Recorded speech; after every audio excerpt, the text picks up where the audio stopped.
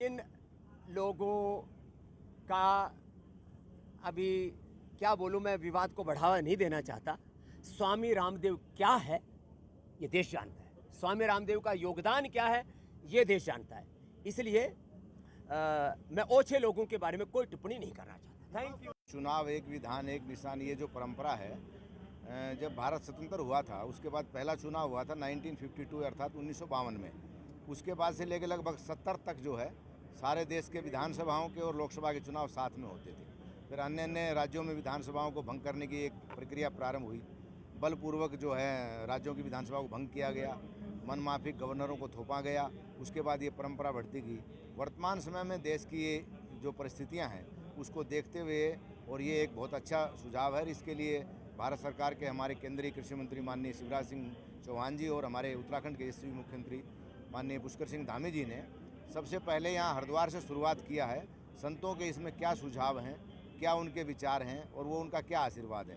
तो हम लोग तो एको ब्रह्म द्वितीय नास्ति के सिद्धांत को मानते हैं। अगर सारे देश में एक साथ चुनाव होता है, 6 महीने का एक समय निर्धारित कर दिया जाए, सभी दलों के जो वरिष्ठ नेता है वो मिल करके कि एक बार लोकसभा का चुनाव, 2 महीने बाद विधानसभाओं का, उसके बाद में नगर पंचायत नगर पालिकाओं के 6 महीने खाली चुनाव, उसके बाद विकास के काम में लगे रहें, क्योंकि सारा प्रशासन उसमें जो है बंधक हो जाता है। हर राज्य में कहीं देखो जहां आचार संहिता लगी रहती है। तो विकास को, अगर भारत को विकसित भारत बनाना है तो इसके लिए एक चुनाव एक देश का जो नियम है वो स्वागत योग्य है और हम सब लोग इसका स्वागत करते हैं। पहले लोकसभा में ये प्रस्ताव आएगा, पास होगा, उसके बाद राज्य की विधानसभाओं में इसको पास कराना पड़ेगा, क्योंकि संविधान संशोधन एक नया कानून बनाना है। तो जब तक 2/3 बहुमत के आधार पर ये नहीं होगा, लागू नहीं हो सकता। वार्तालाप होना अच्छी बात है लोकतंत्र में। संवादहीनता समस्याओं को जन्म देती है, लेकिन संवाद समस्याओं को हल करता है। इसलिए एक संवाद की शुरुआत हुई है और हरिद्वार से जब भी किसी आंदोलन की शुरुआत होती है और राम जन्मभूमि का आंदोलन हो, वो मुझे आशा है कि सिरे चढ़ेगा।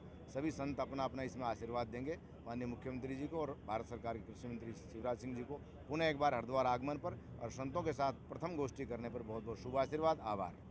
नेशन वन इलेक्शन को आशीर्वाद दिया है सब संतों ने, क्योंकि हम संतों के लिए देश से बड़ा कुछ भी नहीं है। माता भूमि पुत्र हम पृथिव्याः जननी जन्मभूमि स्वर्गादपि गरीयसी के हम उपासक हैं। वन नेशन वन इलेक्शन से शिक्षा तंत्र में भी सुधार होगा, क्योंकि 6 महीने साल भर में इलेक्शन ही चलते रहते हैं, उससे और विकास योजनाएं भी बाधित होती हैं। तो वन नेशन वन इलेक्शन का होने से हमारे जो गुरुजन, जो लगभग उनका 30% समय तो चुनाव कराने में लग जाता है, तो बच्चों को पढ़ाएंगे, देश आगे बढ़ेगा। और कुछ राजनेताओं को ऐसा लगता है कि स्टेट पार्टियां उनका कहीं मोक्ष ना हो जाए। इस देश का वोटर को आप उसको बेवकूफ़ मत समझिए। देश का वोटर बहुत समझदार है। स्टेट में किसको चुनना है, केंद्र में किसको चुनना है और किसको कौन सी ऐसी पार्टी है जिसको स्टेट और जो है नेशन दोनों में एक साथ चुनना है, उसका निर्णय उसको करने दीजिए। आप अपने राजनीतिक तुच्छ स्वार्थों के लिए इस देश के हितों से समझौता नहीं कर सकते। इसलिए सब संतों ने एक मत से तय किया है कि ये बात दूर तक जानी चाहिए। वन नेशन वन इलेक्शन के माध्यम से ये देश प्रगति के पथ पर और तेजी से आगे बढ़ेगा। देश को प्रधानमंत्री जी ने 100 से ज़्यादा ऐसी विकास योजनाएं शुरू की हैं, जिससे कि 2047 तक विकसित भारत बने। हम तो चाहते हैं कि 2040 तक ही बन जाए। तो इस कार्य से वह और गतिशील होगा ये लोकतंत्र।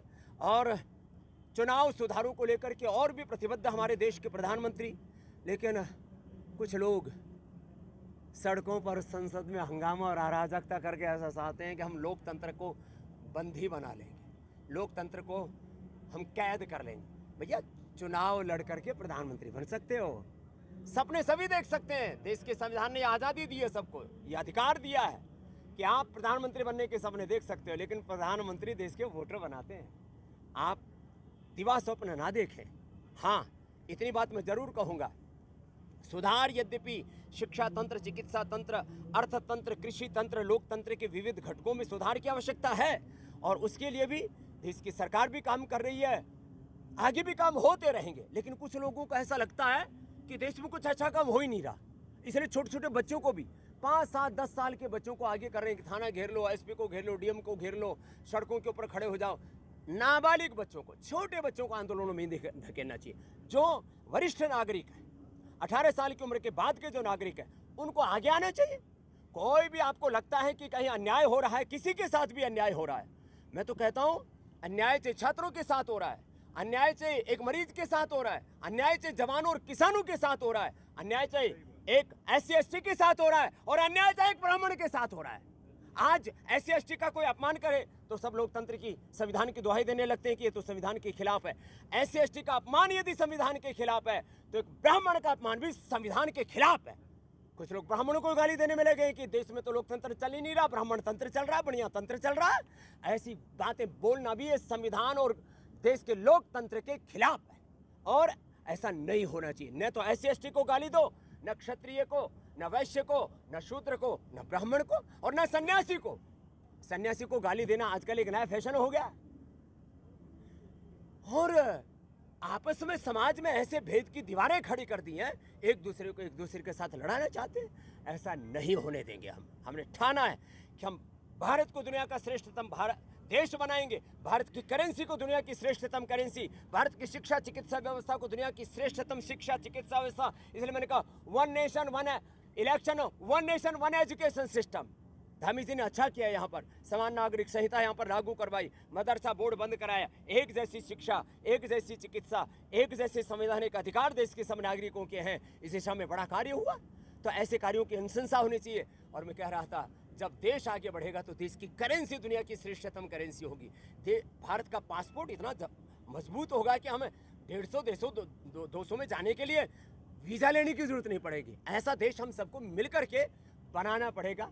तो मैं अपेक्षा करता हूँ कि जो भी भारत से प्रेम करते हैं वो इस विषय का विरोध नहीं कर सकते।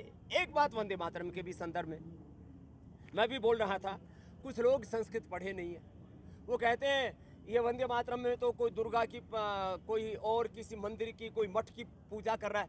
हम भारत माता को ही कह रहे, वही दुर्गा है, वही लक्ष्मी है, वही हमारे लिए धर्म है, वही विद्या है, वही हमारा मंदिर है, वही हमारे 10 प्रहारों को धारण करने वाली है, वही हमारे लिए अप्रतिम है, वही हमारी इष्ट है, अभिष्ट है। तो जो लोग इस वंदे मातरम में देवी देवता मठ मंदिर इसको देख रहे हैं, मुझे लगता है वो संस्कृत से और संस्कृति से अनभिज्ञ हैं।